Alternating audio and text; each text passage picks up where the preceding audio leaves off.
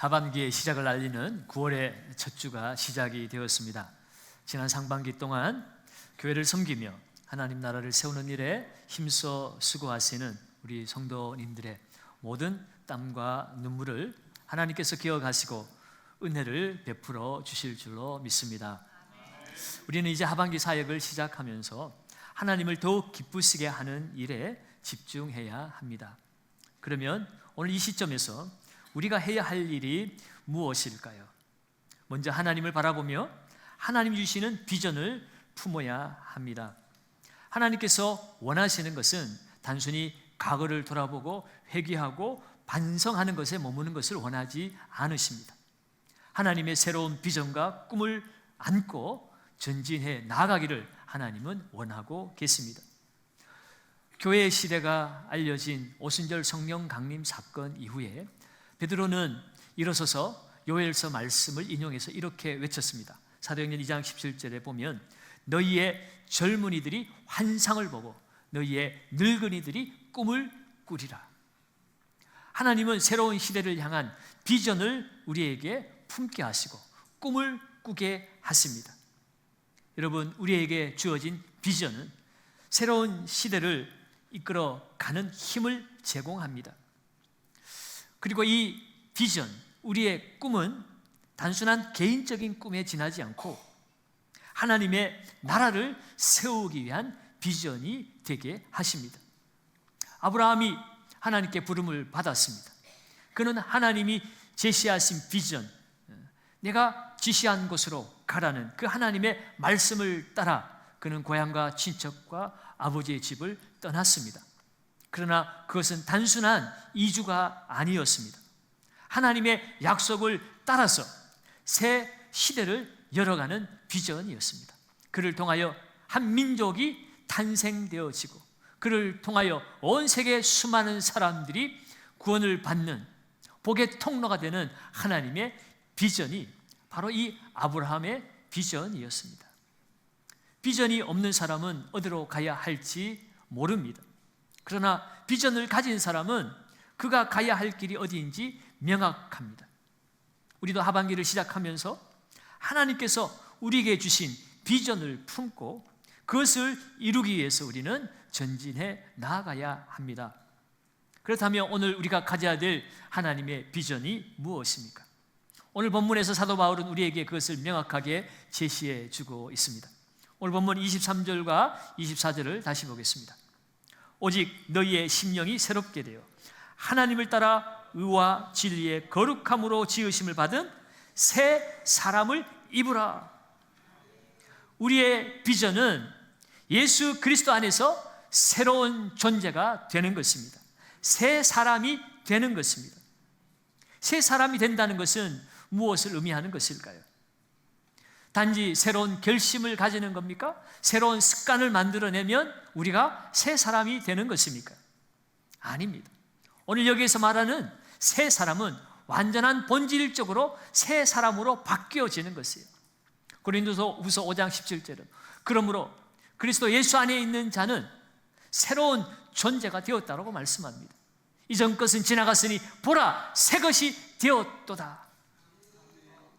바울은 로마서 12장 2절 말씀에도 이렇게 얘기합니다. 너희는 이 세대를 본받지 말고 변화를 받으라. 마음을 새롭게 함으로 변화를 받으라. 그래서 하나님의 선하시고 기뻐하시고 온전한 뜻이 무엇인지 분별하도록 하라. 세상 사람들이 만들어 놓은 그 본을 따라 살지 말고 마음으로부터 새롭게 변화되어서 이제는 하나님의 뜻을 분별할 수 있는 완전히 새로운 존재가 되어야 한다라고 말씀하고 있습니다. 그러면 여러분, 오늘 본문을 통하여 마음을 새롭게 함으로 변화를 받으라는 말은 우리의 삶 전체가 변화되어야 한다는 말을 의미하고 있는 것입니다. 그런데요, 재미있는 말은 오늘 사도 바울이 새 사람이 되라고 표현하지 않고 새 사람을 입으라라고 말하고 있습니다. 왜 새 사람이 되라고 하지 않고 입으라고 이렇게 은유적인 표현을 했을까? 여러분, 이것을 우리가 정확하게 알기 위해서는 우리가 옷을 갈아입을 때를 한번 떠올려 보면 됩니다. 여러분, 새 옷을 입기 위해서는 옛 옷을 벗어야만이 새 옷을 입을 수가 있습니다. 예전의 옷이 아무리 익숙하고 편하다 할지라도 더 이상 어울리지 않는다면 그것을 벗어야만이 새 옷이 내 몸에 아름답게 정착할 수가 있습니다. 그런데 여러분, 우리가 옛 옷을 벗지 않고 새 옷을 껴입는다면 얼마나 불편할까요? 여러분, 옷이 사람을 만든다는 말도 있습니다. 대한민국 남자들은 군대를 갔다 와야만 합니다. 근데 군대 갔다 오면 일정 기간 동안 남자들은 예비군 훈련이라는 것을 해야 합니다. 그것이 의무입니다. 그런데 예비군 훈련을 갈 때에 평소에 목사였고 의사였고 교수였고 선생님이었다 할지라도 예비군 훈련 받으러 갈 때는 목사도 양복 입고 넥타이 메고 가는 것이 아니라 군생활할 때 군복을 입고 예비군 훈련을 가야 합니다. 그런데 재미있는 것은 예비군 훈련장에 군복을 입고 모인 사람들이 이 사회에서는 교수고 선생님이고 목사고 온갖 존경받는 직업에 종사했다 할지라도 다 똑같아지더라는 거예요. 군복만 입혀 놓으면 무질서해집니다. 지휘관의 말도 따르지 않습니다. 아무 곳에나 털썩 주저앉기도 합니다. 행동도 느려집니다. 여러분, 왜 그래요? 옷이 그 사람의 인격과 행동을 만들어 주는 것이기 때문에 그렇습니다. 여러분, 사도 바울이 오늘 우리에게 말하고자 하는 바가 바로 이것입니다. 우리의 영적인 삶도 하나님께서 주시는 그 새 사람의 옷으로 갈아입어야만이 우리는 진정한 새로운 존재로 변화될 수가 있다는 거예요. 그런데 많은 사람들이 아직도 예수 믿는다고 하면서 옛 사람의 옷을 그대로 입고 있기 때문에 진정한 변화를 이룰 수가 없다는 거예요. 가끔 보면 신앙생활을 수십 년씩 했는데 직분을 가지고 봉사도 열심히 하는데 전혀 인격이 변화되지 않고 삶의 행동이 변화되지 않는 사람들을 우리는 가끔 교회 안에서도 발견하게 됩니다. 도대체 왜 저 사람은 변화되지 않을까 우리는 곰곰이 생각해 보지만 결국 그 해답은 여기에 있습니다. 옛사람의 삶을 벗어 던지지 않았기 때문에 그렇습니다. 옛사람을 벗어 던지지 않은 사람들은 결국 예수를 믿어도 그 옛사람의 본성이 나를 움직이면 하나님과의 관계는 점점 멀어질 수밖에 없습니다. 하나님 관계가 멀어져 있으니 변화가 이루어지지 않는 거죠. 오늘 본문 말씀 속에서도 옛사람을 버리지 못한 사람의 모습이 어떠한가를 오늘 이렇게 우리에게 알려주고 있습니다. 17절에서 19절입니다. 그러므로 내가 이것을 말하며 주 안에서 증언하노니 이제부터 너희는 이방인의 그 마음에 허망한 것으로 행한 같이 행하지 말라. 그들의 총명이 어두워지고 그들 가운데 있는 무지함과 그들의 마음이 굳어짐으로 말미암아 하나님의 생명에서 떠나 있도다. 그들이 감각 없는 자가 되어 자신을 방탕함에 방임하여 모든 더러운 것을 욕심으로 행하느니라. 옛사람을 벗지 않은 사람의 모습이 이와 같다는 거예요. 열심히 살아가고 있지만 따지고 보면 그 안에는 허망한 것들로 가득 차 있다는 거예요. 그 열심은 헛된 것으로 끝나게 되어 있습니다. 안타까운 것은 이들은 하나님의 생명에서 떠나 있도다라고 말합니다. 하나님을 아는 것 같은데 실상은 하나님께로부터 떠나 있는 사람들이라는 거예요. 하나님께 떠나 있으면 어떻게 됩니까? 그 감각이 무뎌지는 것입니다. 마음이 굳어져서 방탕하게 방임에 처하게 되므로 예수 믿는다고는 하나 세상 사람들과 전혀 구분이 되지 않는 똑같은 일들을 저지르고 다니더라는 거예요. 안타까운 일이 아니겠습니까? 여러분, 왜 예수를 알면서도 그 삶은 변화되지 않는 것일까? 그 이유가 무엇일까? 옛사람을 버리지 못하는 이유가 분명히 있을 거예요. 그것을 오늘 22절에서는 이렇게 기록하고 있습니다. 22절을 같이 한번 읽을까요?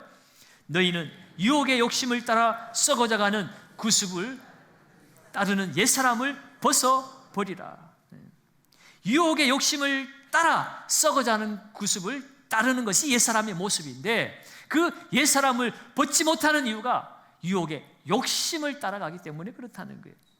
결국 욕심이 우리의 그 옛사람의 옷을 벗지 못하도록 막아서고 있다는 겁니다. 욕심이 뭡니까? 자신의 욕망을 채우는 것을 위하여 집착하게 만드는 것이 욕심입니다. 신앙생활을 해도, 기도를 해도 자기만을 위해서 기도합니다. 봉사를 해도 결국 내 이름이 올라가고 내가 높여지고 인정받는 것 때문에 봉사하는 거예요. 전혀 그리스도의 마음을 따라 뜻을 따라 행하는 삶이 아닙니다. 그러한 삶에는 열매가 맺혀질 리가 없습니다. 기쁨을 누릴 수가 없습니다. 그리스도 안에서 새로운 삶을 살 수가 없다는 거예요.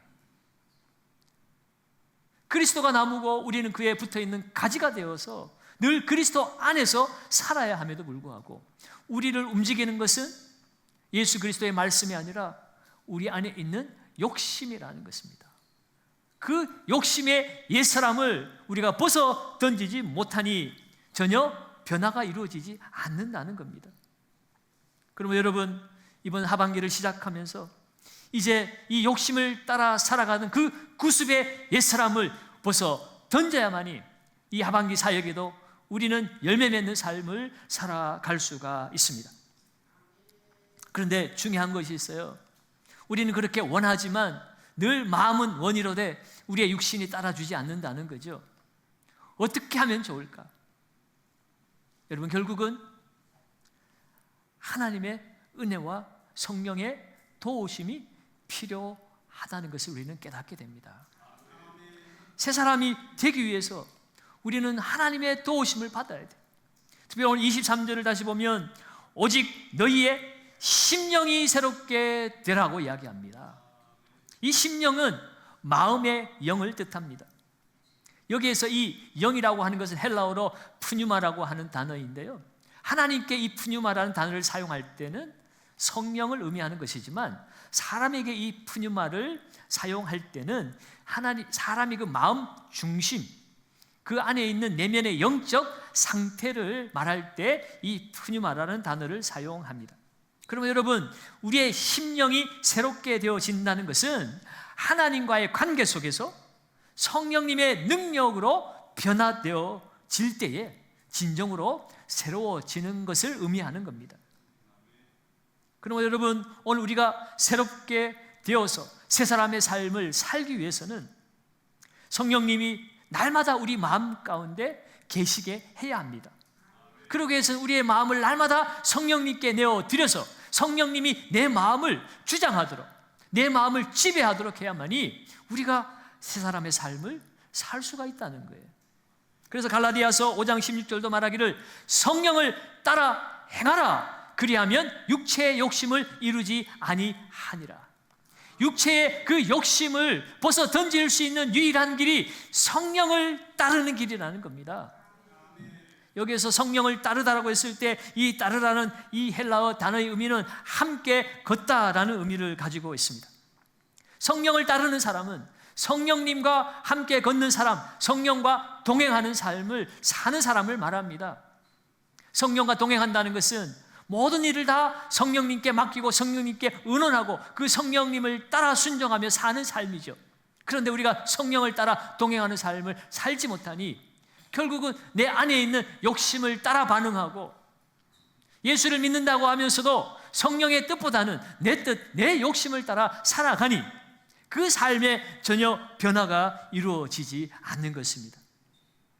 성령이 내 안에 오셔서 내 안에서 일하기 시작할 때에 우리의 옛사람의 습관은 자연스럽게 벗어지게 되어집니다. 그리고 새 사람으로 우리는 변화되어질 수가 있습니다. 이렇게 성령 안에서 새롭게 변화되는 삶을 사는 사람들에게 채워지는 것들이 있어요.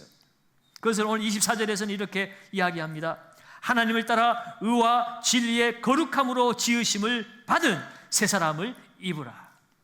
성령의 도우심을 받아 새 사람이 되어진 자에게 하나님을 따라 의와 진리의 거룩함으로 지으심을 받은 새 사람을 우리가 입을 수가 있다고 말합니다. 여기에서 이 진리는 예수 그리스도 안에서 계시된 변함없는 하나님의 말씀을 이야기합니다. 오늘 본문 21절에도 진리가 예수 안에 있는 것 같이 너희가 참으로 그에게 듣고 또한 그 안에서 가르침을 받았다라고 말합니다. 우리는 예수 안에서 참된 진리를 우리는 발견하게 됩니다. 예수 안에서 진리를 발견하게 될 때 우리는 그로부터 변화되어지는 의와 거룩함이라고 하는 하나님의 그 성품을 우리는 배우게 되어지는 거지. 그러면 여러분, 오늘 우리가 새 사람이 된다는 의미는 무엇일까? 그것은 단순히 우리의 개인의 감정의 변화를 말하는 것이 아닙니다. 우리의 변화의 근거이신 예수 그리스도, 그 안에서 의와 거룩함의 새 사람이 되어지는 것, 여러분, 그것은 곧 그리스도가 나를 통해서 나타나는 것을 말합니다. 나의 언어 생활과 나의 행동 속에 예수 그리스도가 드러나는 것, 그것이 바로 진정한 새 사람으로 변화된 성도의 모습이라고 하는 거예요. 그 중에서도 우리가 그리스도로 말미암아 변화된 새 사람이 되었다면 당연하게 맺어지는 열매가 있습니다. 그것은 바로 전도라고 하는 것이에요. 사랑하는 여러분, 새 사람이 된 성도에게 전도와 선교는 자연스럽게 맺어져야 할 열매입니다. 특별히 하반기를 시작하면서 오늘 우리는 어떤 변화를 원하고 있습니까?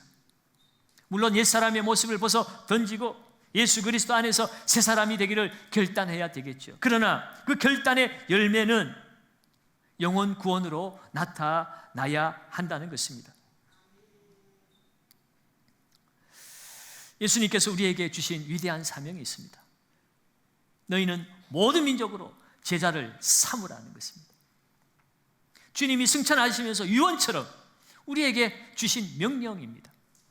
이것은 우리가 해도 되고 안 해도 되는 선택사항이 아니라 그리스도인으로서 변화된 삶을 산다면 반드시 해야 되는 일이라는 거예요. 그러니까 내가 변화된 새로운 존재인데 전도는 싫어, 나는 전도는 하지 않을 거야 라고 말한다면 그것은 진정한 변화라고 말할 수가 없습니다. 특별히 오늘 우리는 여러분 주보에 나눠드린 것처럼 10월 20일 날 행복 나눔 가을 축제를 준비하고 있습니다. 이 축제는 단순한 행사가 아닙니다. 하나님께서 우리에게 주신 사명을 실천할 수 있는 기회입니다. 새 사람이 된 성도는 복음을 전함으로써 다른 사람들도 내가 변화된 것 같은 동일한 변화를 이루도록 우리는 돕는 자의 역할을 해야 합니다. 사실 오늘 이 말씀으로 우리에게 건면하는 사도 바울도 우리보다 먼저 새 사람의 변화를 경험한 사람입니다.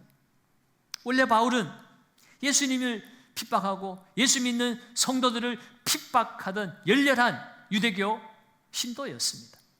그런데 그가 다메섹 도상에서 부활하신 예수님을 만나고 그의 전 존재가 180도 완전히 바뀌어져 버렸어요. 예수를 핍박하던 자에서 예수를 위해서 목숨을 던지고 복음을 전하는 사도로서 온 생애를 바쳤습니다. 우리가 읽고는 신약 성경의 많은 부분을 이 사도 바울을 통해서 우리에게 전해지고 있습니다. 초대 교회가 세워지는데 혁혁하게 공을 세운 사람이 바로 이 사도 바울이기도 합니다. 이 사도 바울의 변화와 그의 변화된 그 삶의 영향력이 오늘날 이 시대에 이곳까지 이르러서 오늘 저와 여러분들이 예수님을 만나고 하나님 앞에 예배드리는 이 특권과 영광을 누리게 되었다는 사실을 우리는 잊지 말아야 합니다. 우리가 즐겨 애창하는 찬송가 305장이 있습니다. 나 같은 죄인 살리신 주 은혜 놀라워. 영어로는 Amazing Grace라고 하는 찬양입니다. 이 Amazing Grace의 작사가는 존 뉴턴이라고 하는 사람입니다. 이 존 뉴턴은 18세기 영국의 노예선의 선장으로 일했던 사람이죠. 그는 무자비한 무역 노예선을 운행을 하면서 많은 사람들에게 고통을 안겨준 사람입니다.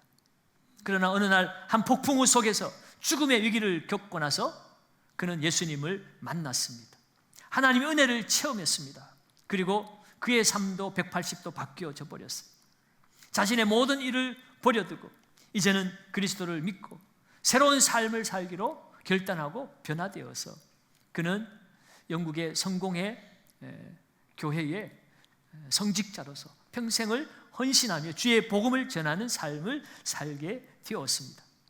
그의 이 회심과 변화의 삶은 노예 제도의 비인간성을, 폭력성을 사람들에게 알리는데 중요한 역할을 했고, 이 존 뉴턴의 그 영향은 영국의 저명한 정치가 윌리엄 윌퍼포스라고 하는 사람에게까지 영향을 미쳐서 결국 영국의 노예 제도가 폐지되는 일에 큰 공을 세우게 되지요. 여러분, 오늘 이 존 뉴턴의 회심의 그 이야기와 그 노래 Amazing Grace는 오늘날까지 수많은 사람들에게 감동을 주고 있습니다. 왜요? 그가 받은 그 은혜의 하나님은 오늘 그 찬양을 하는 저와 여러분들에게 동일한 은혜를 베푸신 동일한 하나님이시기 때문에 그렇습니다. 우리는 그 찬양을 통하여 나를 변화시킨 그 하나님의 은혜를 우리는 생생하게 고백하며 살아갑니다. 사랑하는 여러분, 사도 바울이 그 하나님의 은혜를 찬양했고, 존 뉴턴이 그 하나님의 구원의 은혜를 찬양했고, 오늘 우리가 그 구원의 은혜를 찬양하고 살아가고 있다면 이제 우리를 뒤이어서 그 누군가도 이 방탕함에 생명이 떠나 있는 그 삶에서 고통하는 그 누군가가 예수를 만나고 하나님의 그 놀라운 구원의 은혜를 그들의 입으로 스스로 찬양하고 고백할 수 있도록 우리는 복의 통로가 되어 살아가야 합니다. 그것이 하나님께서 우리를 구원하신 이유이기도 합니다. 그러면 여러분, 오늘 하반기 사역, 특별히 복음 전도하는 일을 위해서 오늘 이 시간 우리는 우리의 마음을 새롭게 하기를 결단해야 합니다. 아직도 벗어던지지 못한 옛사람의 습관이 우리 안에 남아있다면, 혹시 오늘 이 설교를 듣는 중에 그것이 내 마음속에 떠올려지고 있다면 오늘 우리는 그것을 벗어던질 수 있도록 성령의 도우심을 구하고 하나님 앞에 간절히 기도해야 할 것입니다. 그리야 할 때 하나님이 우리에게 주신 의와 진리의 거룩함으로 지으신 새 사람의 은혜가 오늘 우리를 덧입혀 주게 하실 것입니다. 사랑하는 여러분, 특별히 이번 전도 축제를 통해서 많은 사람들이 예수 그리스도의 사랑을 경험하기를 우리가 기대하며 나아갈 수 있기를 원합니다. 그들도 새 사람으로 변화되는 역사를 우리가 함께 기대하며 기도하며 나아가야 할 것입니다. 이러한 비전과 꿈을 품고 우리가 이 하반기 사역을 행하며 나아갈 때에 우리가 찬양한 것처럼 하나님의 꿈이 나의 비전이 되고 예수님의 인격이 나의 성품이 되고 성령님이 능력이 나의 권능이 되는 역사를 우리의 삶에서, 우리의 이 시대의 이 현장에서도 동일하게 경험하며 살게 될 줄로 믿습니다. 바라기는 이 은혜의 날을 우리가 소망하면서 그 하나님의 부르심에 합당하게 행함으로 우리 하나님 아버지께 영광을 돌려드릴 수 있는 우리 경산교회 모든 가족들 되시기를 예수님의 이름으로 축원합니다.